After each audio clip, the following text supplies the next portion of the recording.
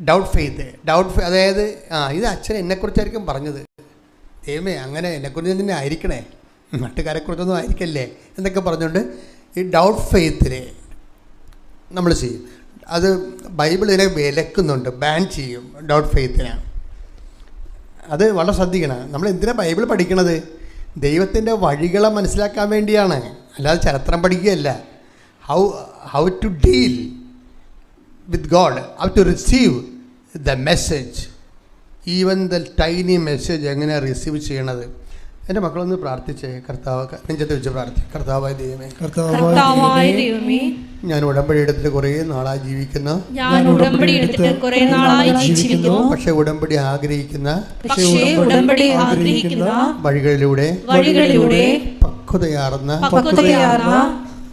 പ്രബുദ്ധതയിലേക്ക് വളരാൻ എനിക്ക് ആഗ്രഹമുണ്ട്.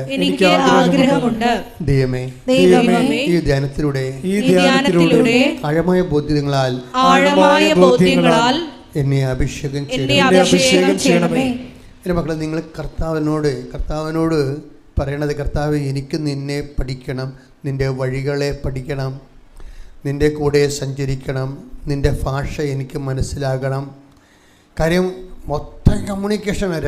രാത്രിക്ക് അറിവ് കൊടുക്കണം എന്നൊക്കെ പറഞ്ഞ പോലെ നമുക്കൊരു ലക്കാനുമില്ലാതെ ഏത് സമയവും ദൈവം കമ്മ്യൂണിക്കേഷൻ തന്നുകൊണ്ടിരിക്കും.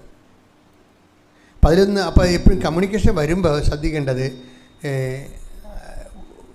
ഈ 1000 പേരിവിടെ ഇരിക്കുന്നുണ്ടെങ്കിലും ആ മെസ്സേജ് ഒരു വ്യക്തിയാണ് കർത്താവ് ഉദ്ദേശിക്കുന്നത്, അല്ലെങ്കിൽ ഒരു 3 വ്യക്തിയാണ് ഉദ്ദേശിക്കുന്നത് വിചാരിച്ചോ.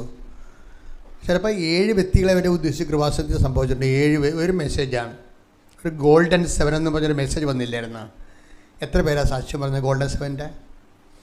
അപ്പോൾ അതെല്ലാവർക്കും, ആ 7 പേർക്കും ആ സെയിം മെസ്സേജാണ് കിട്ടിയിരിക്കുന്നത്. അതെല്ലാം അന്ന് തന്നെ ആ ആഴ്ച തന്നെ ആ ഡെസ്പാച്ചായി പോവുക. ബ്ലെസ്സിങ് അത്രയും പവർഫുള്ളാണ് അത് സംഭവം. അപ്പോൾ എന്താ എൻ്റെ മക്കൾ ചെയ്യേണ്ടതെന്ന് വെച്ചാൽ, നിങ്ങൾ ഇതിൻ്റെ ഒരു പ്രോസസ്സിലൂടെ കടന്നു പോകാൻ നോക്കണം. പ്രോസസ്സ് എന്ന് പറയുമ്പോൾ ഉടമ്പടി എന്താണ്? ബേസിക്കായിട്ട് ഉടമ്പടി എന്ന് പറയുന്നത് വാഗ്ദാനം പ്രാപിക്കുന്നതാണ്, അല്ലേ? അതാണ് വാക്കിൻ്റെ ഉള്ളിൽ ദൈവം ദാനം വെച്ചിട്ടുണ്ട്.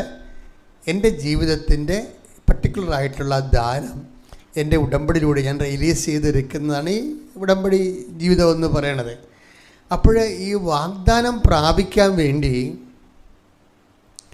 നമുക്ക് വേണമെങ്കിൽ ഓൾ ഓഫ് എ സഡൻ വാഗ്ദാനം പ്രാപിക്കാൻ പറ്റും. ഇപ്പം നിങ്ങൾക്ക്